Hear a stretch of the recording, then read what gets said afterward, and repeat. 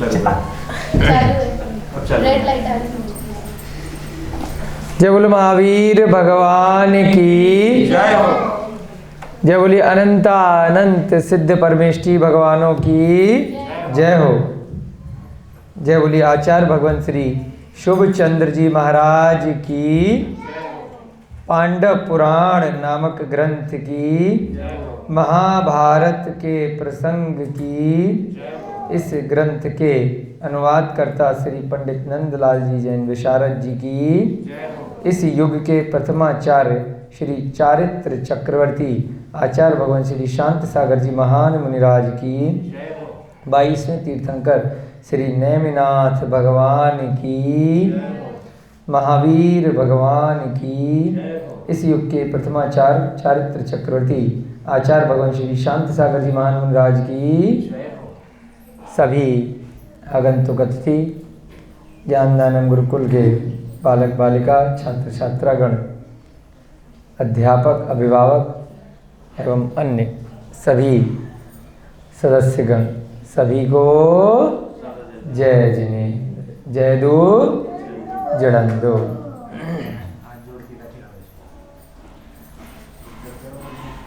आज भी वर्षा काल होने के कारण हम लोग मंदिर जी के प्रांगण में अंदर ही स्वाध्याय की कक्षा कर रहे हैं।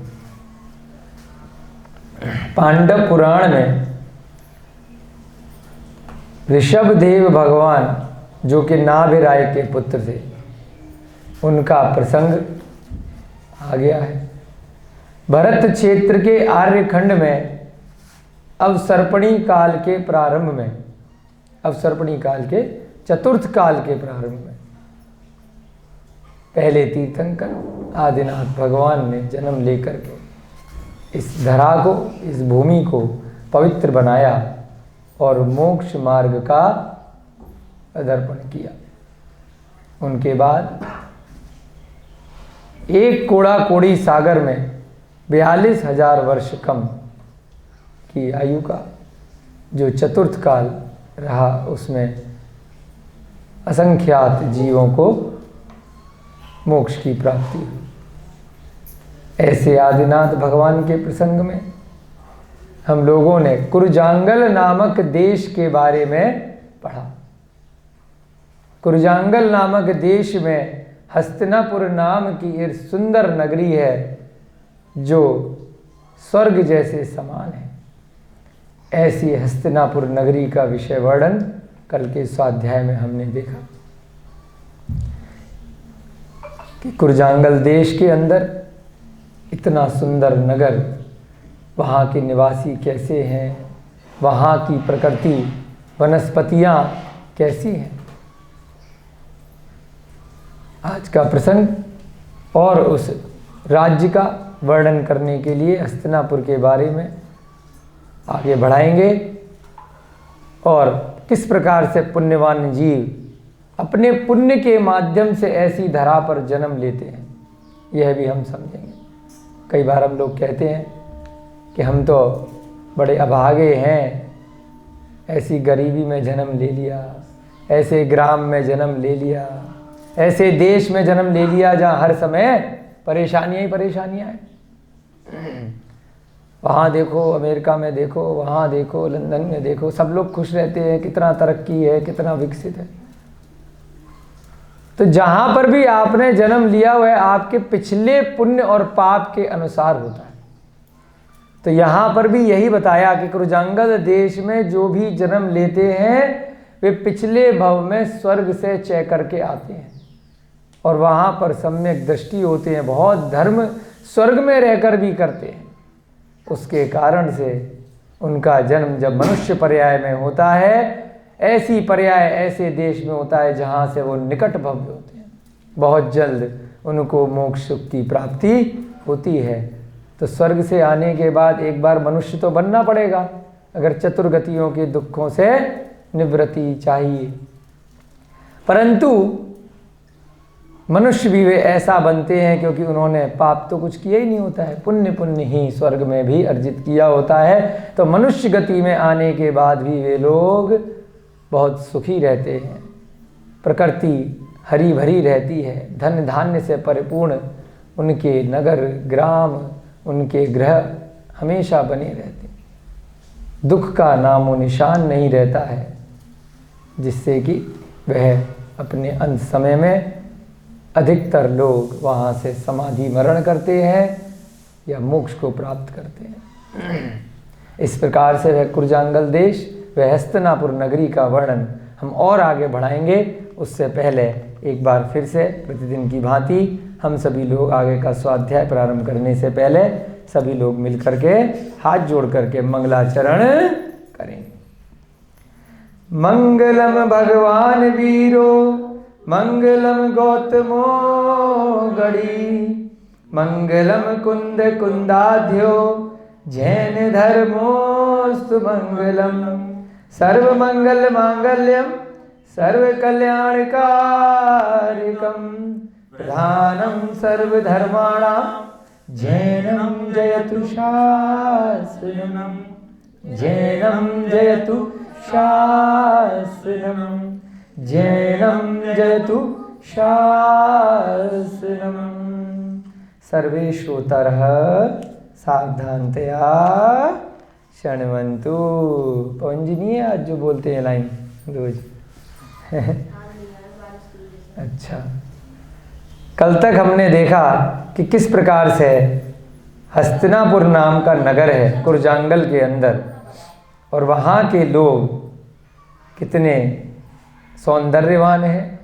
वहाँ के मंदिरों के शिखर किस प्रकार से विस्तृत हैं।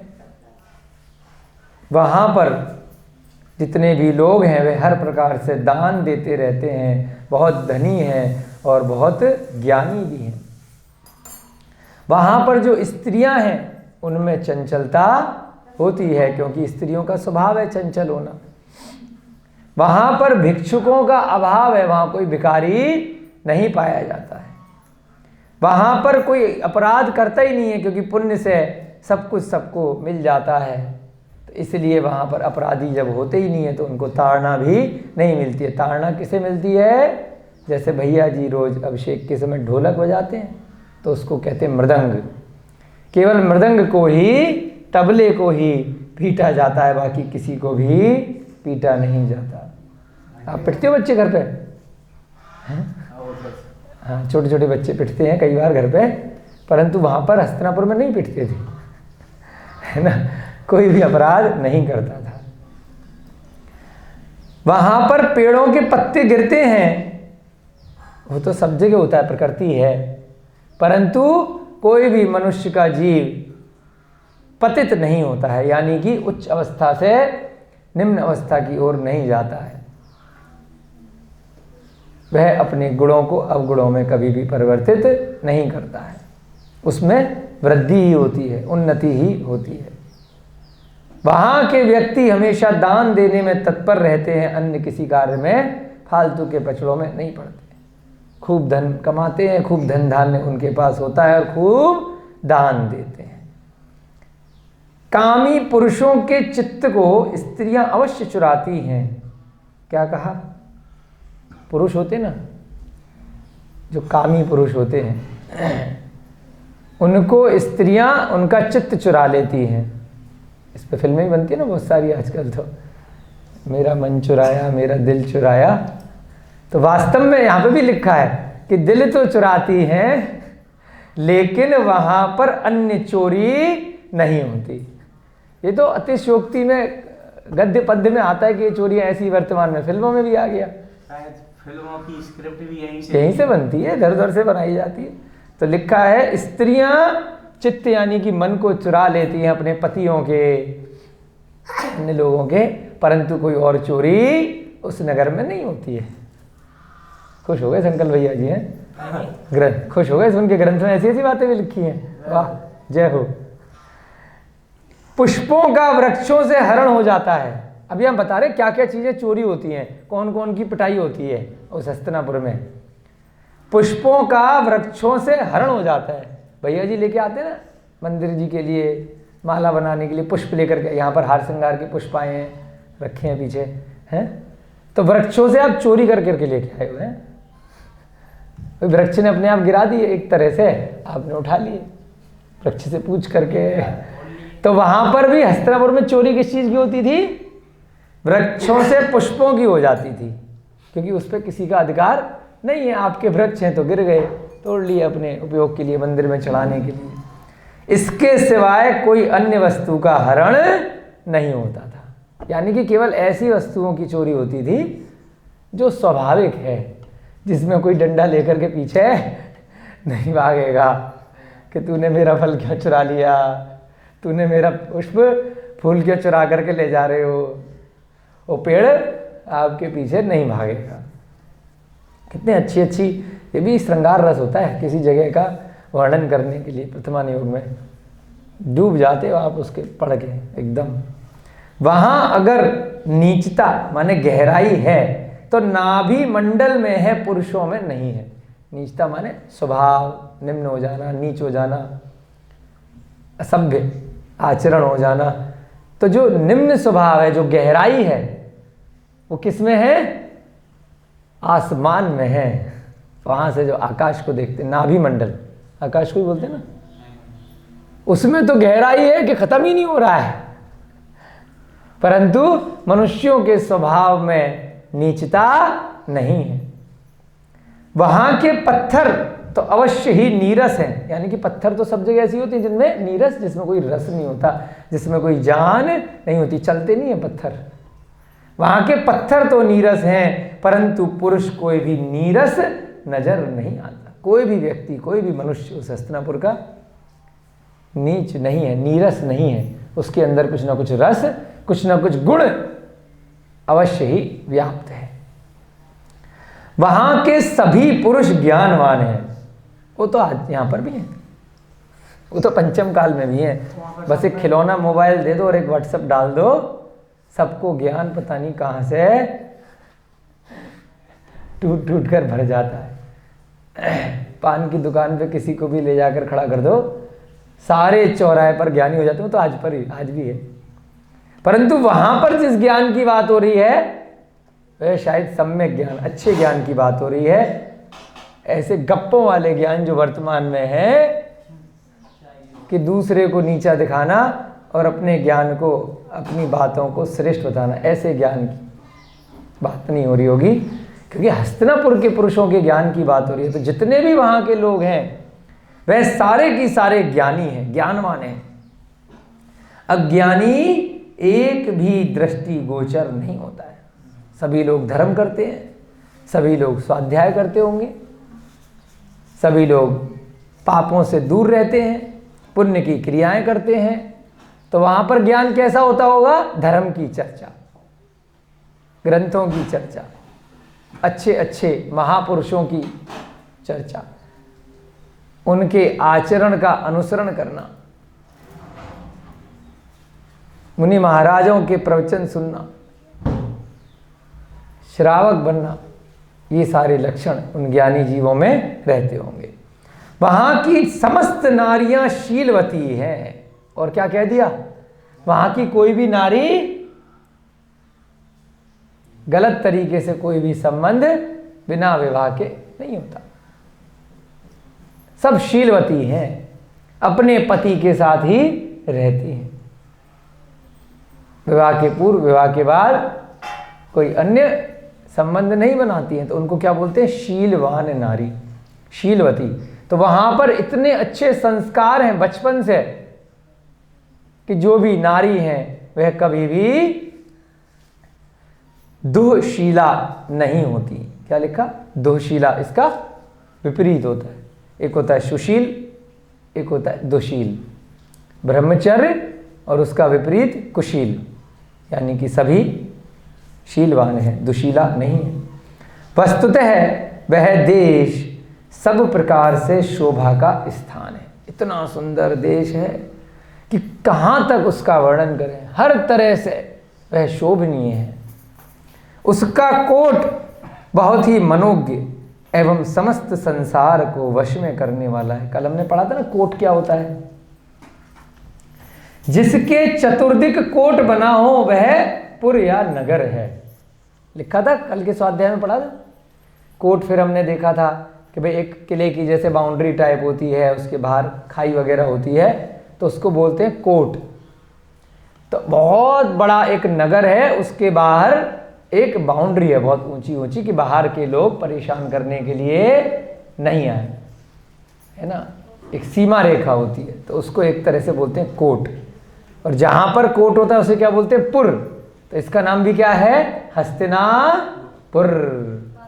अब वर्तमान में जो हस्तिनापुर है ये बहुत सूक्ष्म प्रारूप है, जो मेरठ जिले में ना हस्तिनापुर, जहाँ पर बहुत सुंदर सुंदर मंदिर हैं, गुरुकुल भी चलता है, शांतिनाथ, कुंतनाथ, अरयनाथ के वहाँ पर कल्याणक हुए।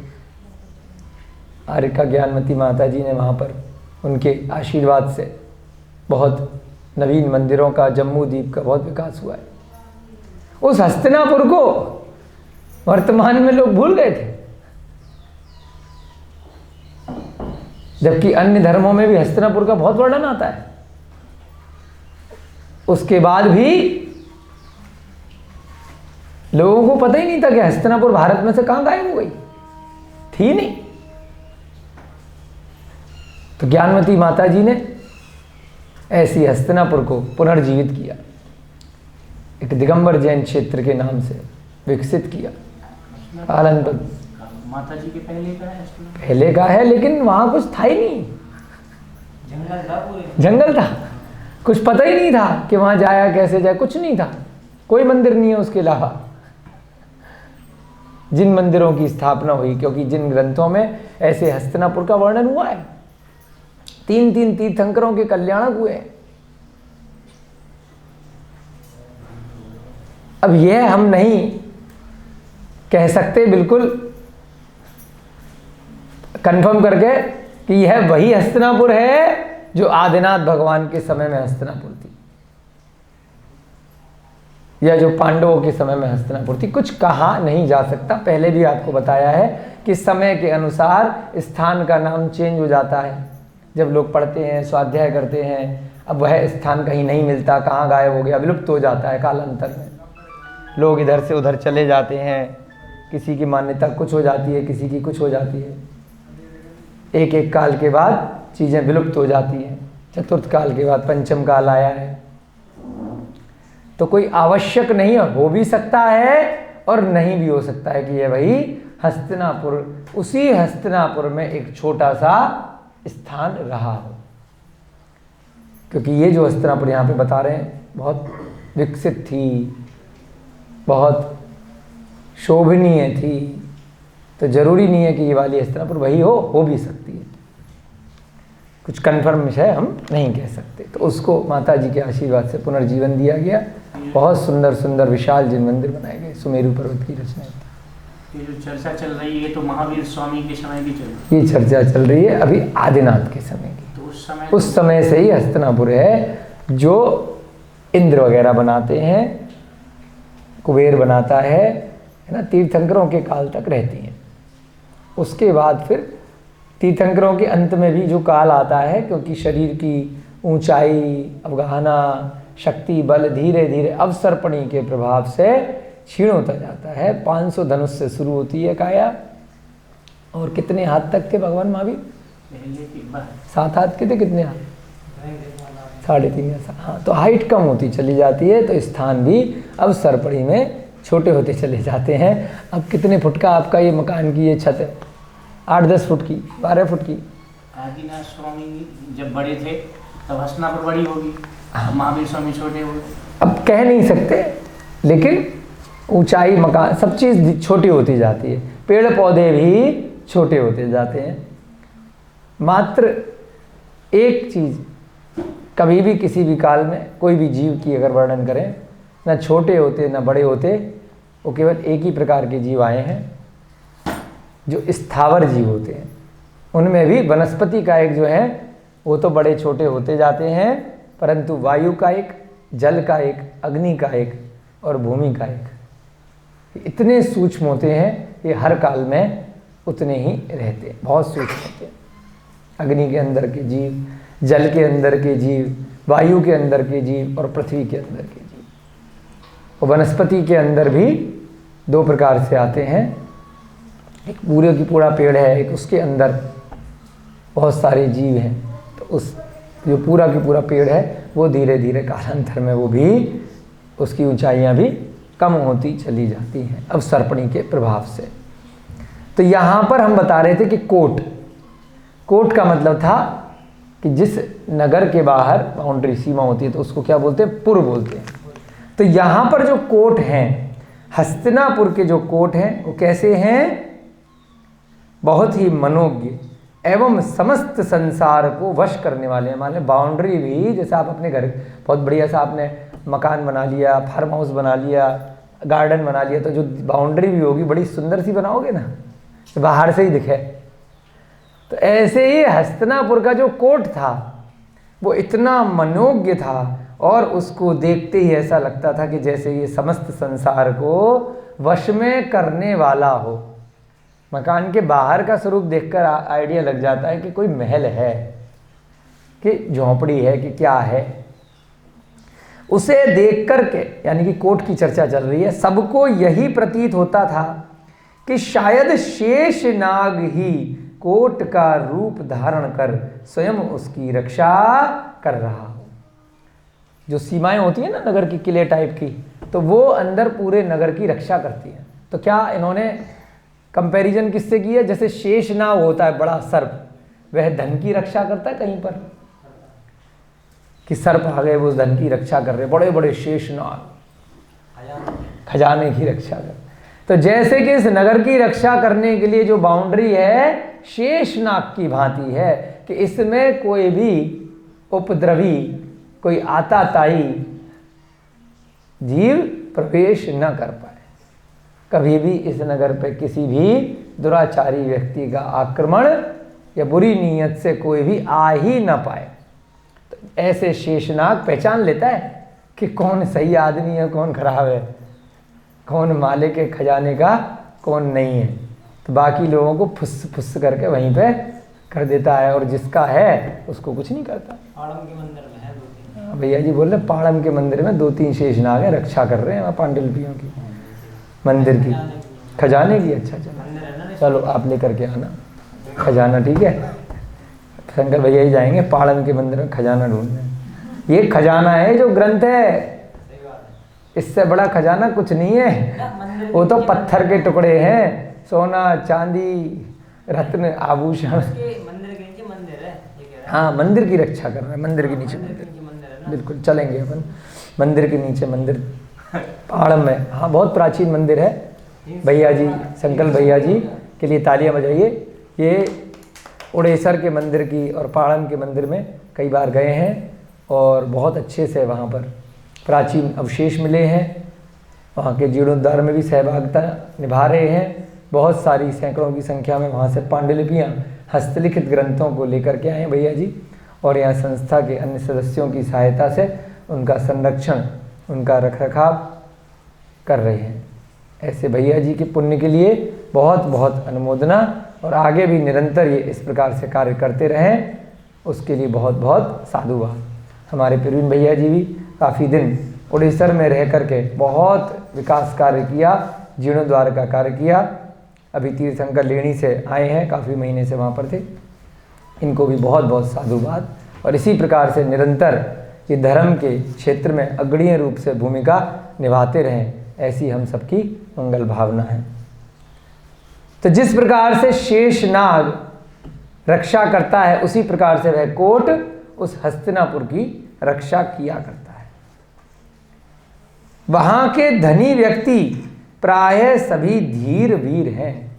जितने भी लोग हैं, पहले कह दिया सारे की सारे धनी हैं, फिर कह दिया कि जितने भी धनी व्यक्ति हैं वो धीर भी हैं और वीर भी हैं। ऐसा नहीं है कि धन के कारण से उनको बहुत सारे लोभ, लालच, मान, अभिमान इत्यादि आ गए। धन मिला है, पुण्य से मिला है, पिछले भव में अच्छे कर्म किए, उसके बाद और अच्छे कर्म किए, तो यहाँ मनुष्य गति में जन्म मिला। और ऐसी हस्तिनापुर के अंदर वह उत्पन्न हुए जहाँ पर धन पहले से मिला और उसके बाद भी अभिमान का नाम और निशान नहीं है। धैर्यवान, धीर माने धैर्यवान है। आता है ना, एकदम से धन आ गया तो पागल हो गए, समझ नहीं रहा, लुटा दिया, घमंडी हो गए, किसी को कुछ नहीं समझ रहे। फिर एकदम से जब खत्म हो गया तब भी पागल हो गए कि हाय रे है ये क्या हुआ। समता भाव, धीर वीर का तात्पर्य क्या है? धनी होने के बाद भी समता के साथ रह रहे हैं, बहुत अभिमानी नहीं हो रहे हैं, धैर्यवान हैं और बहुत वीर हैं। वे सदैव धर्म, अर्थ तथा काम का सेवन करते रहते हैं। जितने भी धनी हैं उसके बाद भी क्या कर रहे हैं? खूब धर्म कर रहे हैं। आप सबकी तरह आप लोग जब स्वाध्याय कर रहे हैं ना, कितना धर्म करते हैं, अच्छे से आचरण करते हैं, सब बच्चे भी बहुत धर्म कर रहे हैं।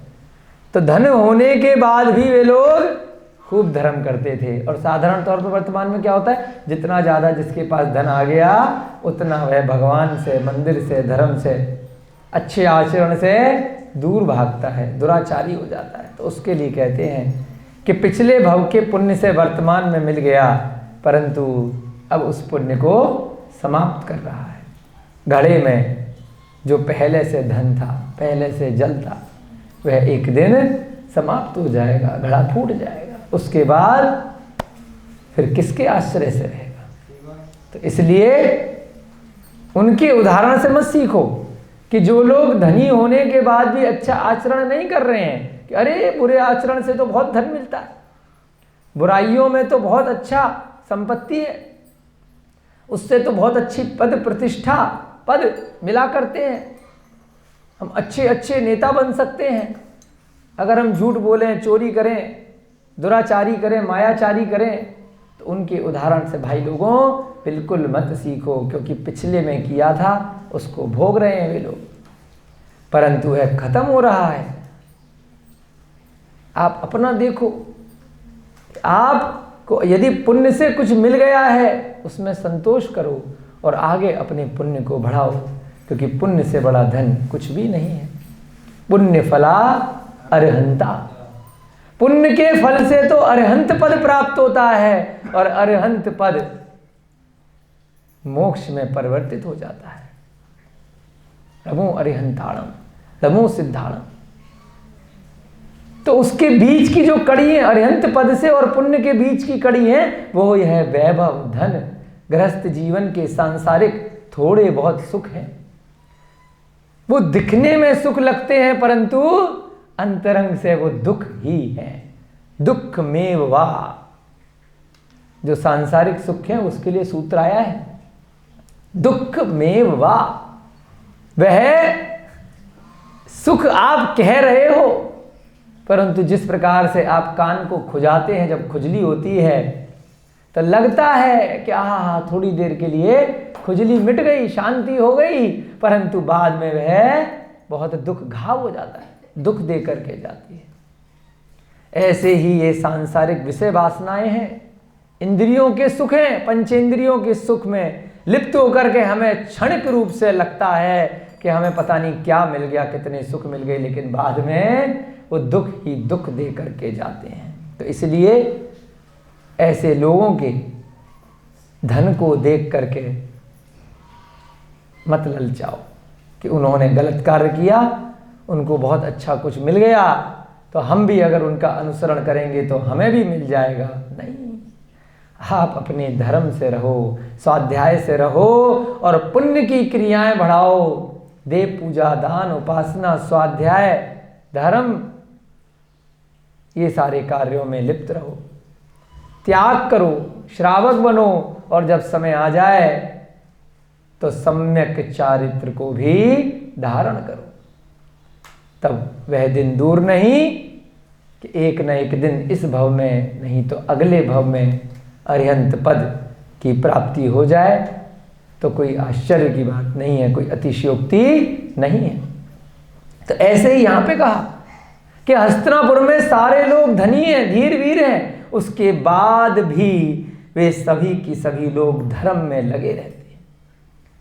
जीविका चलाने के लिए, घर पे रहने के लिए थोड़ा बहुत कार्य तो करना पड़ेगा, तो अर्थ में भी लिप्त रहते हैं और काम का भी सेवन करते रहते हैं। घर परिवार है, स्त्रियां हैं, परिवार है, बच्चे हैं, इसी से उसका फल भी भोगते हैं। और इस कारण से, क्योंकि धर्म के साथ में सारे कार्य करते हैं, कुशील नहीं करते, अधार्मिक रूप से अर्जित किया हुआ अर्थ यानी कि धन की प्राप्ति नहीं करते, तो उससे उनको फल अच्छा ही प्राप्त होता है। वे दान, पूजा आदि सत्कार्यों के द्वारा पाप कर्मों का सदैव ही नाश करते रहते हैं। अभी हमने कहा ना कि धर्म का क्या लक्षण है, पुण्य कैसे बढ़ता है। बहुत धन मिल गया तो उसको मंदिरों में लगाओ, उससे जीव रक्षा करो, उससे चारों प्रकार के दान करो, सुपात्रों की नाम। कुपात्रों को देने से पुण्य नहीं बढ़ेगा, वो तो आपका नष्ट हो जाएगा। अच्छे पात्र जो सत्पात्र बताए हैं उनमें 4 प्रकार के दान, अभय दान, ज्ञान दान, औषध दान, आहार दान, उत्तम मध्यम और जघन्य के रूप में दान करो। प्रतिदिन देव पूजा करो, उपासना करो, दान दो, अभिषेक करो, स्वाध्याय करो, व्रत करो, वस्तुओं का त्याग करो, अपनी इंद्रियों को जितना हो सके उतना वश में करने का अभ्यास करो। इससे क्या होता है, क्या करते थे वे लोग, अपने पाप कर्मों का सदैव ही नाश किया करते थे। थोड़ा बहुत पाप यदि लग भी जाता है या पूर्व भवों का चिर संचित पाप है इस आत्मा के अंदर, आत्मा के ऊपर जो कार्मण शरीर है, कर्म वर्गणाएं हैं, उसमें आज के पाप नहीं भरे हुए हैं, अनादि काल के कितने सारे पाप। 8 प्रकार के कर्म जिनमें मोहनीय कर्म 70 कोड़ा कोड़ी सागर तक इस आत्मा के साथ कर्म रूप में चिपक के रह जाता है। हमने पढ़ा था ना अवसर्पणी काल कितने समय का होता है संकल्प भैया जी। एक पूरा अवसर्पणी काल 3 भोग भूमियां और 3 कर्म भूमि कितने समय तक चलता है, 10 कोड़ा कोड़ी सागर लिखवाई थी ना चार्ट में। 4 उत्तम भोग भूमि, 3 मध्यम, 2 जघन्य, 4 3 7 और 2 9। उसके बाद 1 कोड़ा कोड़ी सागर में 42,000 वर्ष कम चतुर्थ काल प्रथम कर्म भूमि, उसके बाद 21,000 साल के पंचम काल और छठम काल। तो कुल मिलाकर 10 कोड़ा कोड़ी सागर का एक अवसर्पणी काल होता है। ऐसे 7 अवसर्पणी काल, समझ रहे हैं, 7 बार ऐसे आ जाए तो वहां तक आपका मोहनीय कर्म आपकी आत्मा से चिपका हुआ रह सकता है, राग और द्वेष के कारण से। किसी से बहुत ज्यादा राग हो गया, आज नहीं मिला वह, क्यों नहीं मिला, आज आप कहीं ऐसी पर्याय में जाकर के पैदा हो गए कि वो कहीं और है, आप कहीं और हो। वो नरक में अपना काम निकाल रहा है, तुम कहीं जानवर की पर्याय में निकाल रहे हो, लेकिन फिर भी उसको याद करे जा रहे हो पिछले भव के संस्कारों के कारण। तो जब भी दोनों का संयोग एक स्थान पर हो जाएगा 70 कोड़ा कोड़ी सागर तक, तो दोबारा से पुनर्मिलन हो जाएगा और फिर दोबारा से राग बांध लोगे या फिर दोबारा से द्वेष बांध लोगे। मेरे को इसने मारा था, मेरे को इससे बदला लेना है, आप मर गए। फिर कब बदला लोगे, मरने के बाद भूत बन के लोगे। किस कारण से लोगे, इसी राग और द्वेष के कारण से, उसी मोहनीय कर्म के कारण। 70 कोड़ा कोड़ी सागर कोई छोटी मोटी आयु नहीं है, काल नहीं है। तो यहां क्या कहा कि हस्तिनापुर के सारे जीव अपने चिर संचित पाप कर्मों का नाश, देव पूजा उपासना, कैसे नाश होते हैं वो सारे पाप कर्म जो हम इतने पूर्व भवों से भर भर कर आ रखे हैं। कभी भी उदय में आ जाता है, अरे हमने तो कुछ भी नहीं किया, ये परेशानी विपत्ति कैसे आ गई, क्या बात हो गई। भाई अभी कुछ नहीं किया, आपको लग रहा है ऐसा कुछ नहीं किया। 70 कोड़ा कोड़ी सागर पहले के इतने सारे काल में कभी तो कुछ किया होगा जिसका उदय आ रहा है। कोई भी परेशानी आ रही है, विपत्ति आ रही है, उसको समता के साथ निकालो, सामंजस्य के साथ में निकालो। बिल्कुल भी उसमें कष्ट, दुख, क्षोभ कुछ भी मत मनाओ। संतोष के साथ में कोई बात नहीं, मेरे पाप कर्म का उदय आया है, मैं अब अच्छा काम करूंगा, मैं स्वाध्याय करूंगा, मैं मंदिर जाऊंगा, भगवान के दर्शन करूंगा, पूजा करूंगा, विधान करूंगा, वो मेरा पाप कर्म दूर हो जाएगा। मैं दान दूंगा और कोई रोग आ गया, कोई कष्ट आ गया, कोई बात नहीं, मेरे कर्मों का उदय आया है, मैंने ही कुछ किया होगा, ऐसा मान लेना। और आप देखना कि हम असत्य नहीं बोल रहे, कि आपका वह दुख क्षण भर में ही समाप्त हो जाएगा। समय निकालना है, क्षण भर नहीं तो कुछ दिन में समाप्त हो जाएगा। कुछ घंटों में समाप्त हो जाएगा, कुछ माह में समाप्त हो जाएगा, परंतु समय समता के साथ आपका निकल जाएगा। उस समय को स्वाध्याय करने में, ग्रंथों को पढ़ने में, प्रवचन सुनने में, मंदिर जी में अच्छे सत्पुरुषों के सानिध्य में निकाल देना, क्या दिक्कत है। मन को भी शांति मिलेगी और कर्मों की भी निर्जरा हो जाएगी। जो पाप कर्म किए थे, जिसके कारण से वह कर्म उदय में आया था, वह कर्म झड़ जाएगा। तो क्या कहा यहां पर भी कि वह जितने भी हस्तिनापुर के लोग हैं, वे सभी सत्कार्यों के द्वारा अपने चिर संचित पाप कर्मों का सदैव ही नाश किया करते थे। नाश माने निर्जरा, उनको समाप्त कर देना।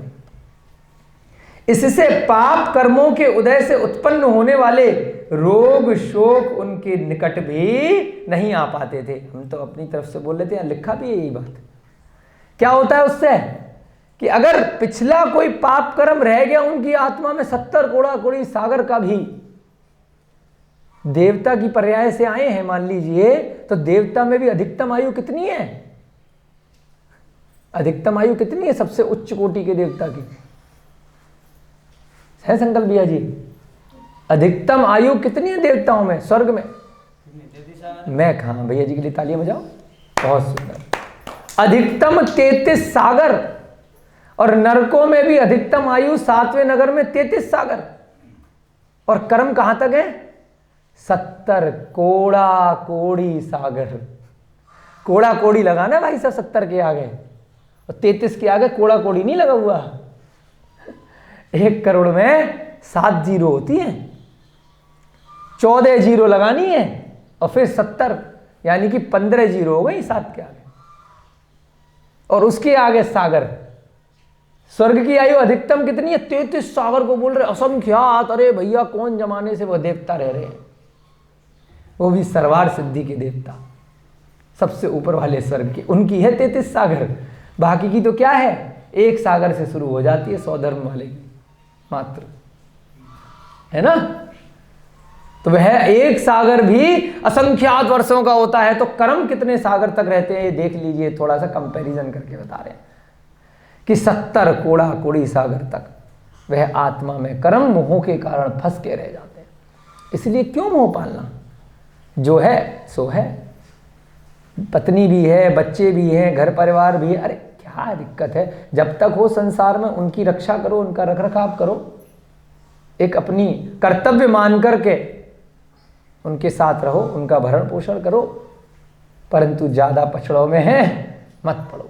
क्योंकि अगर मोहनीय कर्म बहुत प्रगाढ़ हो गया तो वह जीव जहां जाएगा आप भी वहां चले जाओगे। आदि पुराण में आया है कि अगर मोह करना है तो अरिहंत भगवान से करो, या जो अरिहंत के मार्ग पर है उससे करो। रानी श्रीमती का जीव वज्रदंत के जीव के साथ मोह कर बैठा, परंतु वह जीव क्या कर रहा था? वह जीव आदिनाथ भगवान बनने जा रहा था। जैसा जैसा वो करते थे वैसा वैसा उनकी पत्नी करती थी मोह के कारण से। तो क्या हुआ अंत समय में आप सबको पता है कि वह पुरुष का जीव ऋषभ देव बन गया, आदिनाथ बन गया, और उनकी पत्नी का जीव उनके पीछे लगा रहा कि आप जो करेंगे वो मैं करूंगी, वो आर्य का बन गई। तो वह जीव राजा श्रेयांश बन गया। उसी भव से इधर आदिनाथ मोक्ष गए, उधर वो भी मोक्ष चला गया। तो अगर मोह करना है तो भगवान से करो, भगवान के गुणों से करो, मोक्ष मार्ग से करो। अन्यथा किसी से करोगे तो अगर वो सुअर बन गया तो तुम सुअर ही जाकर के बन जाओगे, अगर वो गधा बन गया तो तुम गधी जाकर के बन जाओगे। समझ रहे हैं? हास्य का विषय नहीं है, बहुत गंभीर विषय है। इसीलिए इतना मोह मत करो। अगर वह अच्छा आचरण कोई व्यक्ति कर रहा है तो उसके आचरणों का, उसके गुणों का अनुसरण करो। तो यहां पर भी वही कहा गया है कि पाप कर्मों के उदय से उनको भी कुछ अगर रोग शोक आने वाला था, आया नहीं, पहले ही उसकी निर्जरा कर दी। यानी कि कोई पाप कर्म इतने पूर्व के भवों में उन्होंने अगर कर डाला होगा 70 कोड़ा कोड़ी सागर में, मोहनीय कर्म भी पाप कर्म ही होता है, राग और द्वेष, उसी के कारण से सारे पाप जुड़े रहते हैं। तो अगर कोई पाप कर्म उत्पन्न होने वाला था, जैसे कि कोई रोग है या कोई शोक है, कोई विपत्ति है, कोई कष्ट है, तो आने से पहले ही उनके निकट भी नहीं आते थे। क्यों नहीं आते थे? क्योंकि खूब धर्म करते थे, खूब व्रत करते थे, खूब उपासना करते थे, खूब स्वाध्याय करते थे। ऐसे हस्तिनापुर के वेद जी उनका वर्णन कर रहे हैं। और क्यों इतना डिटेल में आपको समझा रहे हैं? क्योंकि यहां पंचम काल में भी सोनपुरा के अंदर हम लोग भी वो कर सकते हैं कि नहीं कर सकते हैं? जब जागो तब सवेरा, जैसा जिसको मानो वैसा वो हो जाता है। हम अगर मान लें कि यही हमारा घर, हमारा स्थान, हमारा नगर ही हस्तिनापुर है, हम भी वैसे ही कार्य करेंगे, तो आप करके देख लेना, 1 माह अभ्यास करना, कोई भी रोग शोक दुख आपके पास भटकेंगे नहीं। अगर पुराने कर्मों के उदय से आ भी गए तो कोई बात नहीं, अपने अंतराय कर्म का उदय मान करके, अपने पाप कर्म का उदय मान करके संतोष व्रत के साथ में रहना, और वो ऐसे गायब हो जाएंगे वह दुख दर्द कि आपको छू करके वह वापस चले जाएंगे। जैसे प्रकाश होता है, दर्पण पे जाके टकराता है और वापस चला जाता है।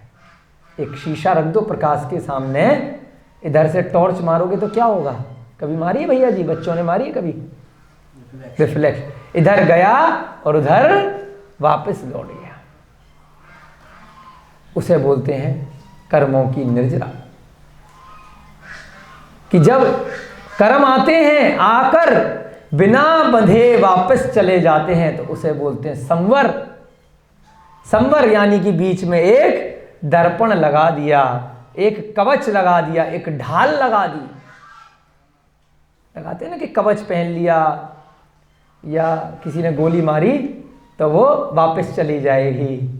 ढाल लगा लिया तलवार के लिए, या पकड़ लिया, या ऐसे वस्त्र धारण कर लिए लोहे का कि कोई भी ऐसी चीज टकराएगी और वापस चली जाएगी, आपके अंदर समावेश नहीं हो पाएगी। तो ऐसे ही यहाँ पर कहा कि आपने यदि खूब धर्म पूजा देव उपासना करी है तो कर्म आएंगे भी बुरे, परंतु आपको छुए बिना, आपको स्पर्श किए बिना वापस चले जाएंगे, आपको पता ही नहीं चलेगा। तो ऐसा आप भी कर सकते हैं, हम भी कर सकते हैं। इस पंचम काल में भी यह सब संभव है। इसीलिए तो ये उपदेश दिए गए हैं हमें कैसा आचरण करना है। उनके समस्त कार्य ही शुभ होते हैं, इससे वे सर्वदा आनंद में ही रहते हैं। कितनी सुंदर बात करी कि जो भी कार्य करते हैं वे लोग हस्तिनापुर के, वह शुभ ही शुभ होते हैं। बहुत अच्छे अच्छे कार्य करते हैं, जिसके कारण से जब अच्छा कार्य करोगे तो आनंद में ही रहोगे, प्रसन्न ही रहोगे। अब मंदिर में जो पूजा अभिषेक करते हैं हम, तो उस टाइम कोई रो रहा होता है क्या? सर पकड़ पकड़ के पीट रहा होता है क्या? या गालियां दे रहा होता है? कुछ भी अगर मन में घर में रह के 23 घंटे कुछ भी अगर करोगे ना, यहाँ वह अपने आप से गायब हो जाते हैं।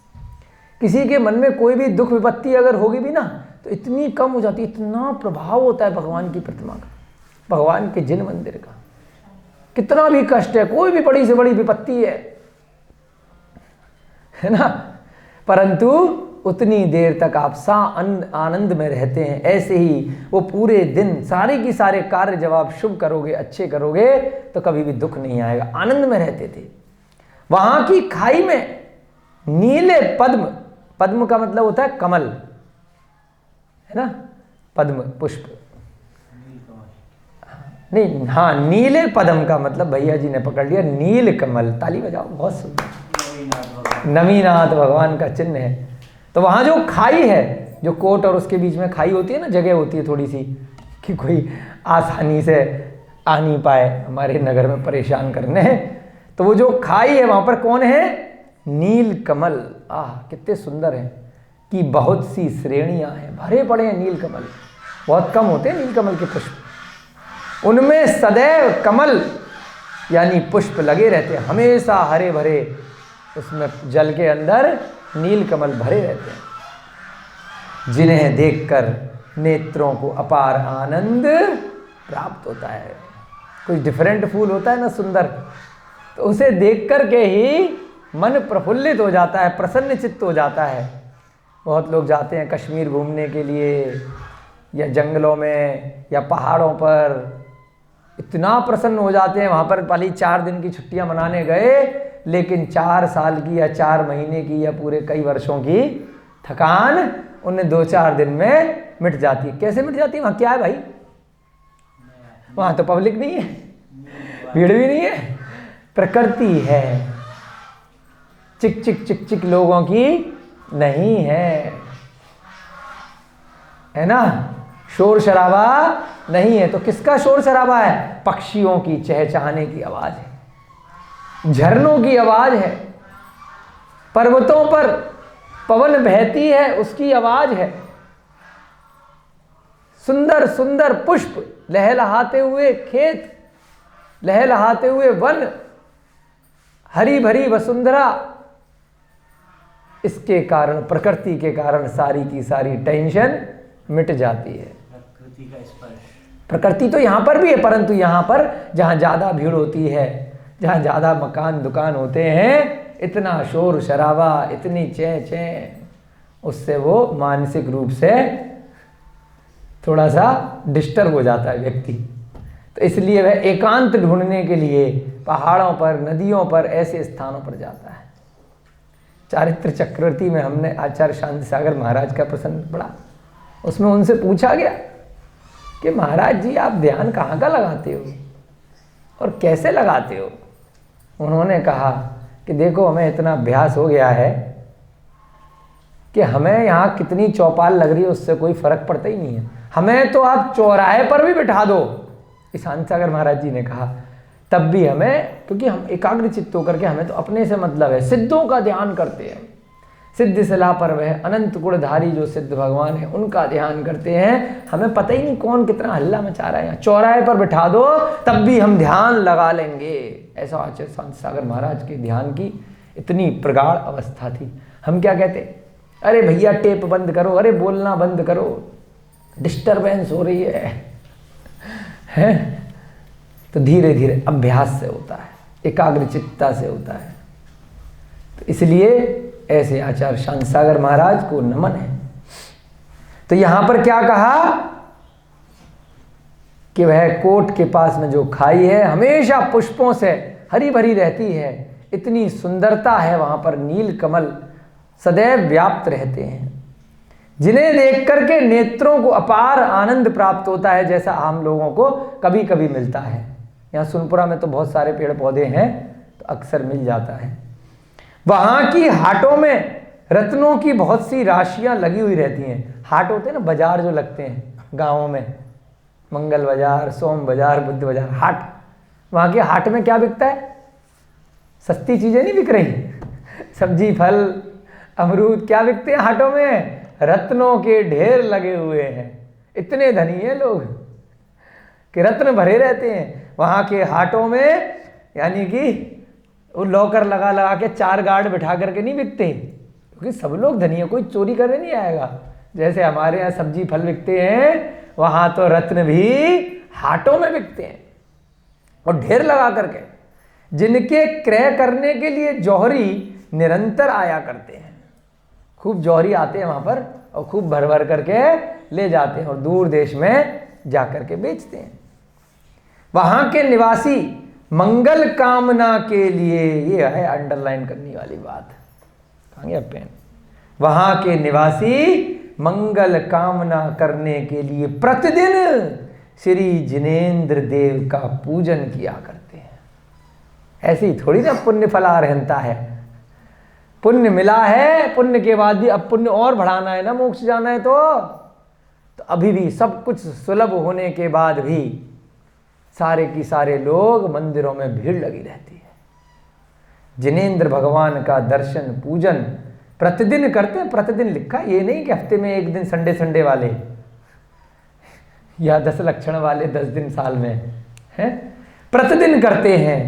वहां की स्त्रियों का मुख चंद्रमा के समतुल्य है। वहां की स्त्रियां अति सुंदर हैं, उनका मुख इतना सुंदर है कि कंपैरिजन किया जाए, तुलना की जाए तो चंद्रमा के समान है, जिससे रात्रि में अंधकार का स्वयं ही नाश हो जाता है।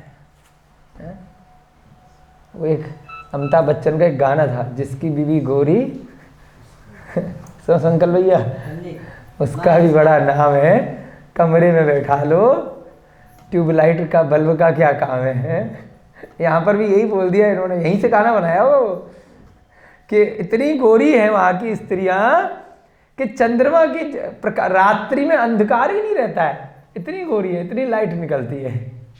ज़्यादा हो गया है उस गाने की तरह, जिससे रात्रि में अंधकार का स्वयं नाश हो जाता है, इतनी सुंदर है। कवि की कल्पना है, तुलना है, उसमें क्या है। अतएव वहां जो रात्रि में दीपक जलाते हैं वे, अच्छा दीपक तो जला रहे हैं, वह तम यानी अंधकार के विनाश के लिए नहीं होते। ये लाइन भी आगे उन्होंने क्लियर कर दी कि दीपक तो जलते हैं परंतु अंधकार के नाश के लिए होते, क्योंकि अंधकार तो वहां की स्त्रियों के चेहरे से ही नाश हो जाता है, इतनी चमक मारती हैं वो, इतनी लाइट होती है उनके अंदर। हो भी सकता है भाई, परंतु वो जो दीपक फिर भी जलाए जाते हैं, वरन मंगल कामना के लिए जलाए जाते हैं। कि आरती करते हैं ना हम शाम संध्या में, संध्या कीजिए आरती कीजिए अपनो जन्म सफल कर लीजिए, तो संध्या के समय जब आरती की जाती है तो वो जो दीपक जलाते हैं वह प्रकाश करने के लिए नहीं जलाते, दीपक तो जलाए जाते हैं। अब किसी का प्रश्न आए भाई, जब स्त्रियां इतनी चमक मारती हैं तो वहां पर क्या दीपक नहीं जलाते क्या? दीपक जलाते हैं, वो तो केवल इसलिए जलाते हैं आरती करने के लिए, मंगल कामना करने के लिए। दीपक शुभ होते हैं, मंगल होते हैं इसलिए। लेकिन अंधकार के विनाश के लिए दीपक नहीं जलाए जाते हस्तिनापुर में, समझ गए बात को? तो हम लोग भी देखो एक पंथ दो काज कर लेते हैं, दीपक जला देते हैं शाम को, और यहाँ पर तो हस्तिनापुर जैसी स्त्रियां नहीं है। बाकी अगर आपके घर परिवार में हो तो चेक कर लेना लाइट बंद कर कर कि रोशनी आ रही है कि नहीं आ रही है। वहां की स्त्रियां तांबूल सेवन करने की बहुत अभ्यस्त हैं। अब देख लो भाई, तांबूल क्या होता है? इधर दबा के खाते हैं ना, पान। बहुत अभ्यस्त हैं, खूब खाती हैं। पान को औषधि माना है, औषधि होता है, खाती हैं, बढ़िया पीकती हैं फिर। पान खाते हैं ऐसे भाई वो नहीं खाती, यहाँ पे ये नहीं लिखा कि वो गुटखा खाती हो या बीड़ी सिगरेट पीती हो, वो नहीं लिखा है। हाँ, उत्तम तो हस्तिनापुर का ही जीव है, कोई दिक्कत नहीं है। वहां की स्त्रियां तांबूल सेवन करने की बहुत अभ्यस्त हैं, खूब बढ़िया से। अच्छा, तांबूल जो होता है पान का पत्ता, वह पाचन क्रिया के लिए अच्छा बताते हैं, इसलिए खाने के बाद में लोग खाते थे पहले। अब क्या हो गया, उसमें मिलावट कर दी जाती है, गुटखा की, तंबाकू की और इधर उधर बहुत सारी चीज़ों की, तो वो औषधि कम और वो थोड़ा सा उसमें अवगुण भी आ जाते हैं अन्य वस्तुओं की मिलावट के कारण से। जबकि हमने देखा था कर्नाटक में धर्मस्थल और बहुत सारी जगह तो पान के पत्ते बिकते हैं, खाली रॉ पत्ते बंडल बना बना करके, तो लोग ऐसे ही पत्ते खूब खरीद के लेके जाते हैं। खाने के बाद वह भीगे हुए पत्ते औषधि की तरह से वहाँ पे खाए जाते हैं कर्नाटक में और बहुत सारी जगह। ऐसे नहीं खाए जाते कि उसमें तंबाकू, ये सुपारी, पान, 50 चीज़ें मिला करके, और ऐसे खाते बस खाने के बाद, जैसे खाना पचाने के लिए पत्ते के रूप में पूजा भी की जाती है। बहुत शुभ होता है पान का पत्ता, पूजा में, दीपावली वगैरह में, घर के बाहर बंदरबार में लगाए जाते हैं। इसलिए हाटों में, अच्छा आगे लिख दिया, हमें तो पता नहीं था ये भी लिखा हुआ है। इसलिए हाटों में पान की पीकों से इतना पंख कीचड़ नजर आता है कि अगर गजराज भी निकल जाए तो उसमें फंस जाए। हे भगवान, इतना पीकती है कि हाथी भी निकल जाए तो पान की पीक में फंस जाए। यहाँ पर कहते हैं ना कि सरकारी स्कूलों में, सरकारी ऑफिसों में, दफ्तरों में खूब कोने में लोग लाल लाल लाल लाल कर देते हैं, तो हस्तिनापुर भी पूरा ऐसे ही पूरा लाल रहता था। और क्या कहा, अगर हाथी भी निकल जाए तो हाथी भी उसमें ऐसी कीचड़ में फंस जाए। वहां की रमणियां पैरों में कस्तूरी का लेपन करती हैं। कस्तूरी होता है, बड़ी सुगंध आती है। है ना, आगरा में एक सिकंदरा जगह है, वहाँ पर मृग पाए जाते हैं। तो ऐसा वहाँ पर एक अफवाह फैली हुई है बहुत वर्षों से कि हिरण के अंदर कस्तूरी होती है, तो उनको मार देते हैं कुछ अपराधी लोग। अब होती है कि नहीं होती वो तो किसी को पता नहीं, परंतु इस अफवाह के कारण अक्सर खबर आती रहती थी। नाभि में होती है। हाँ, अब वो है नहीं है क्या चक्कर है पता नहीं, परंतु मार देते थे उनको, बेचारे हिरणों को, उनकी तो कोई गलती नहीं थी। तो ऐसे बोलते कस्तूरी एक बहुत अच्छी सुगंधवान एक वस्तु होती है, परंतु उस समय के लोग हिंसा नहीं करते थे। तो ये कस्तूरी लिखा है, मृग वाली कस्तूरी यानी लिखा कि वो हिरण को मार करके लेकर आते होंगे, कोई पुष्प से बनती होगी, कुछ ऐसी चीज होती होगी। कस्तूरी का एक उदाहरण दिया जाए कि पैरों में कस्तूरी धोनी। हाँ, ये लिखा है कस्तूरी वहां की रमणियां, वहां की जो स्त्रियां हैं पैरों में लेपन करती हैं, लगा लेती हैं पैरों में, जिससे उसकी सुगंध से भौरे मदोन्मत होकर उनके चरणों में ही चले आते हैं। उसकी सुगंध से जो भौरे होते हैं, बहुत सारे जो तितली वगैरह भौरे होते हैं, वो सारे उनके आगे पीछे उनके पैरों के पास ही वह पुष्प को समझ समझ करके वहां आगे पीछे घूमते रहते हैं।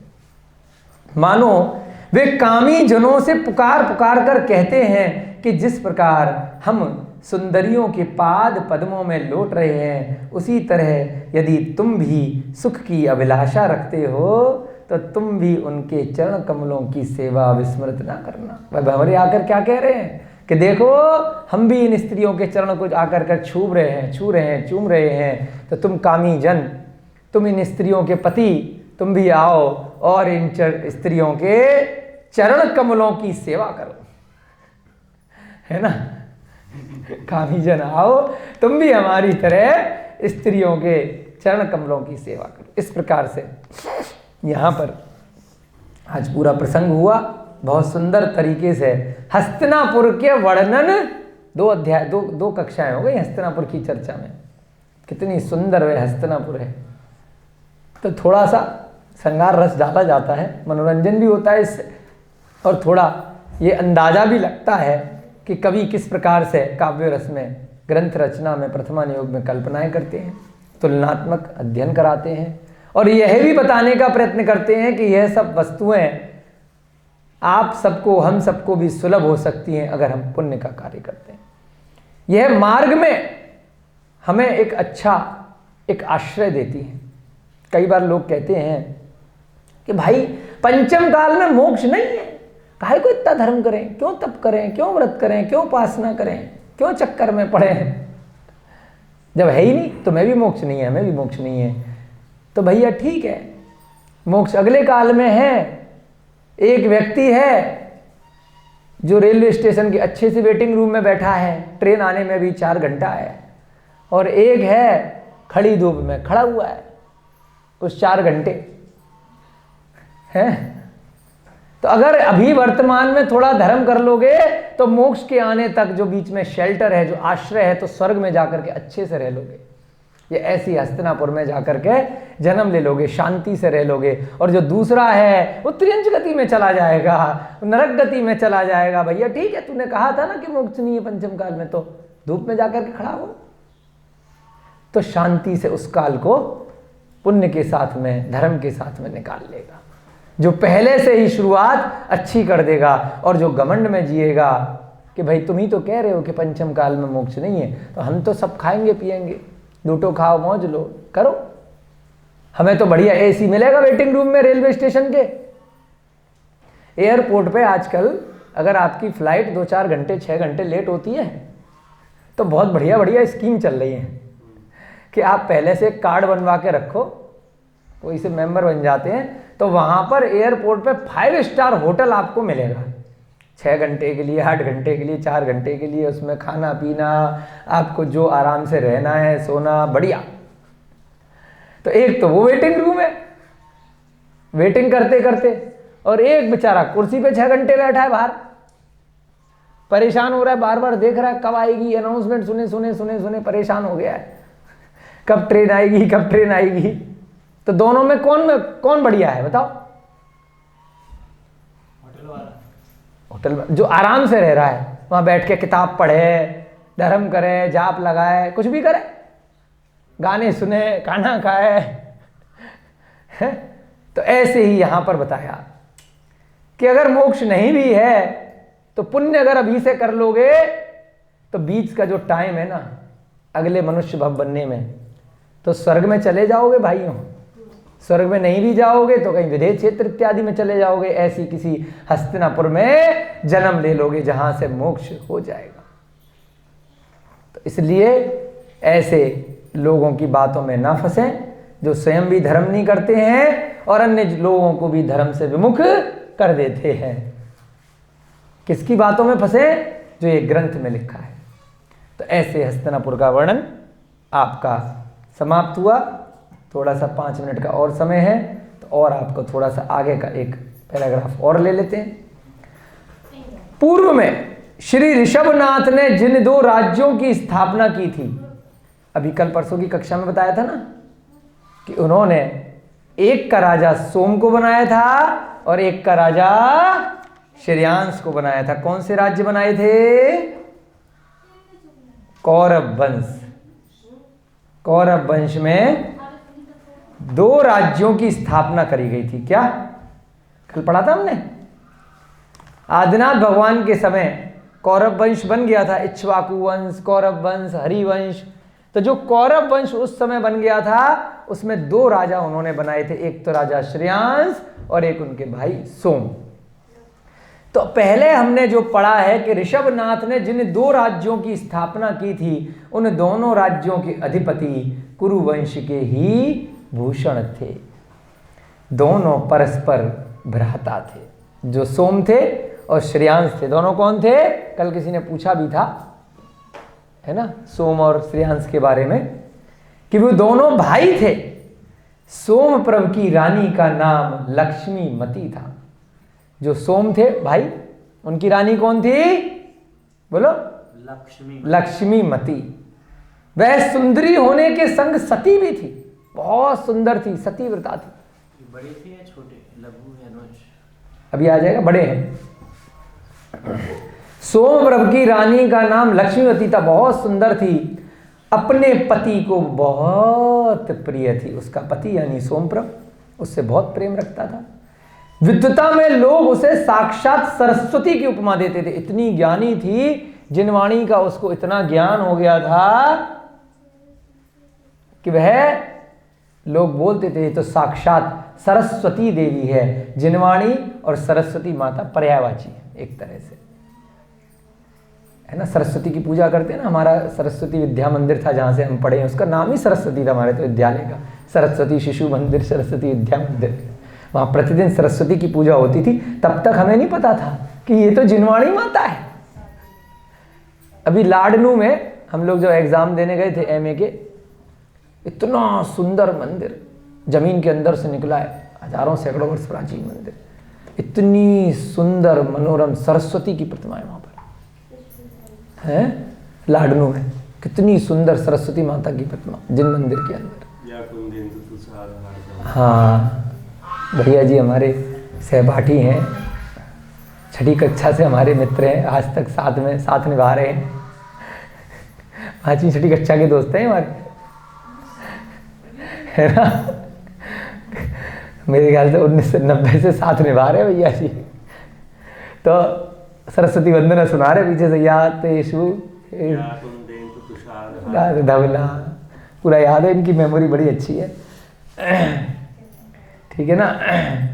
तो ऐसे सरस्वती वह लक्ष्मीमती, जैसे वह सरस्वती होती है, जिनवाणी होती है, इतनी ज्ञानी है।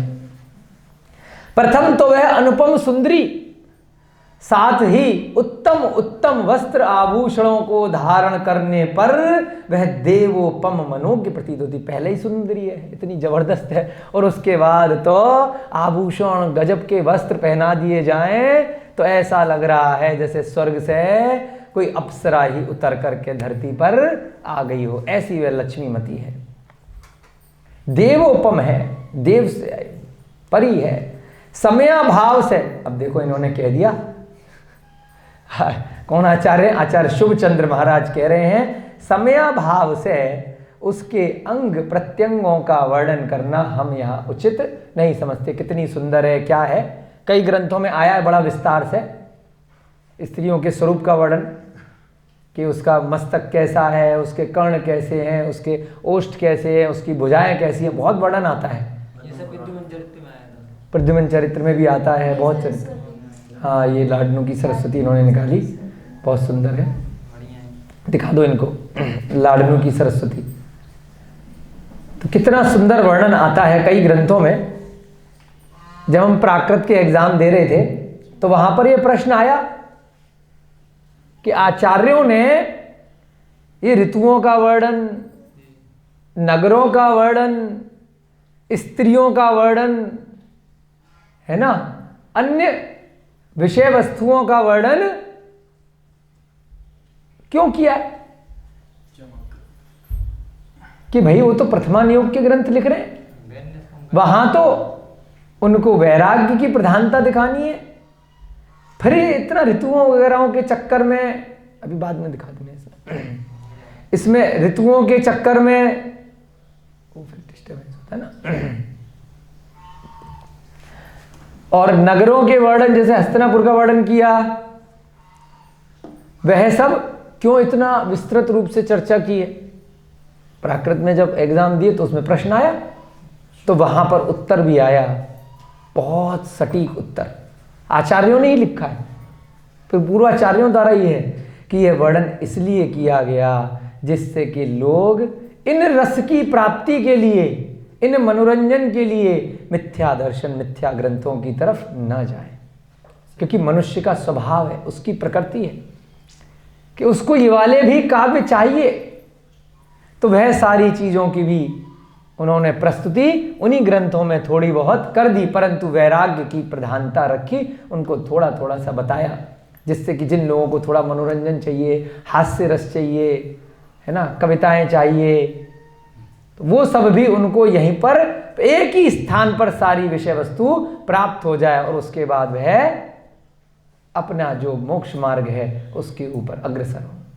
अब जैसे फिल्में भी कई तरह की होती हैं, कोई सीरियस फिल्में होती हैं, कोई देशभक्ति की होती है, कोई इतिहास की होती है, कोई खाली प्रेम व्यवहार की होती है, फिल्मी स्टोरी में खाली लव स्टोरी होती है, कोई संदेश देने वाली होती है, कोई पूर्व में घटना ऐसी गई है जो कोई आपके देश से रिलेटेड या विश्व से रिलेटेड, तो उसकी अलग अलग होती है। तो आपको अलग अलग एक फिल्म में सारी विषय वस्तु नहीं मिल पाती, परंतु प्रथमा नियोग के ग्रंथ को ऐसा समावेश करके बनाया जाता है कि एक ही ग्रंथ में चारों अनियोग आ जाते हैं, और उन चारों अनियोग में भी जो सांसारिक जगत की विषय वस्तु आपको भटका सकती है, वह भी यहीं पर आपको सुलभता से प्राप्त हो जाती है। तो ऐसा वहां पर आया, तो अलग अलग उससे सीखने को मिलता है। हमारे मन में भी आता था कि भाई एक 4-4 पेज तक इनका क्या औचित्य है, क्यों इतना स्थान विशेष के बारे में, कौन सी ऋतु चल रहे हैं, कैसी स्त्री का क्या स्वरूप है। तो यहाँ पर भी आचार्य महाराज ने कह दिया कि समयाभाव के कारण से लक्ष्मीवती के अंग प्रत्यंग का वर्णन करना हम उचित नहीं समझते। सोमप्रभ के ज्येष्ठ पुत्र का नाम जय था। क्या नाम था? जय। जय और वीरू, ठीक है। ज्येष्ठ यानी बड़े पुत्र का नाम जय था। वह रूपवान होने के संग ही शक्तिशाली योद्धा भी था। बहुत शक्तिशाली था सोमप्रभ का जो पुत्र था। वास्तव में जैसा उसका नाम था उसी के अनुसार वह शत्रुदल का घातक होने के कारण साक्षात जय की प्रतिमूर्ति ही था, है ना। एक जय नाम का बेटा था। किसका? सोमप्रभ का। हमें जहां तक ध्यान आ रहा है, ये जय भरत चक्रवर्ती के एक रत्न में से एक बना। बाद में रत्न होते हैं ना, नवरत्न होते हैं चक्रवर्ती के, तो अभी कल के वर्णन में देखेंगे। तो जय का वर्णन यहां पर आया है। सोमप्रभ का पुत्र था जय। सोमप्रभ श्रीयांश के बड़े भाई। एक बार में एक चक्रवर्ती होते, शुभम चक्रवर्ती अगले तीर्थंकर के काल में आएंगे। यहां पर है भरत चक्रवर्ती, इनके पुत्र भी हम आगे पढ़ेंगे अगले अध्याय में। तो यहां पर बताया है सोमप्रभ का बेटा था जय, बड़ा वीर धीर और बहुत बड़ा योद्धा था, तो ऐसा जैसा नाम वैसे उसके गुण। शत्रु दल का घातक होने के कारण जय की प्रतिमूर्ति ही था। आज की कक्षा का समय हो रहा है। मैडम जी आपको लाडनू वाली सरस्वती माता की फोटो का प्रसंग आया था, आप सबके लिए फिर से एक बार दिखाएंगी, और उसके बाद ऐसी सरस्वती माता को, ऐसी जिनवाणी माता को हम लोग नमन करते हुए आज का स्वाध्याय समाप्त करेंगे, जिनवाणी की स्तुति करेंगे। इसकी बड़ी सी फोटो बनवा करके यहाँ पे लगाएं, साक्षात जिनवाणी, बहुत सुंदर। आप लोगों को अवश्य, राजस्थान में लाडनू जगह है जोधपुर के पास, जैन विश्व भारती, वहाँ सबसे बड़ी यूनिवर्सिटी चलती है। आपको जैन धर्म के कोई भी कोर्स करने हो तो वहाँ से आप कर सकते हैं।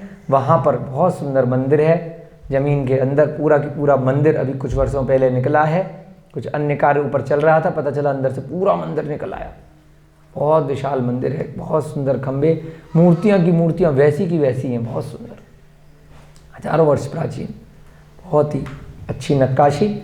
ऐसे मंदिर के दर्शन आप भी अवश्य करें। ऐसी जिनवाणी माता को नमन करते हुए जय बोली महावीर भगवान की, जय बोली आदिनाथ भगवान की, जय बोली अनंतानंत सिद्ध परमेष्ठी भगवानों की, जय बोली आचार्य भगवान श्री शांति सागर जी महान मुनिराज की, आचार्य भगवान श्री शुभ चंद्र जी महाराज की, पांडव पुराण की, आज के आनंद की। सभी को जय दो जड़न दो, जय जिनेन्द्र।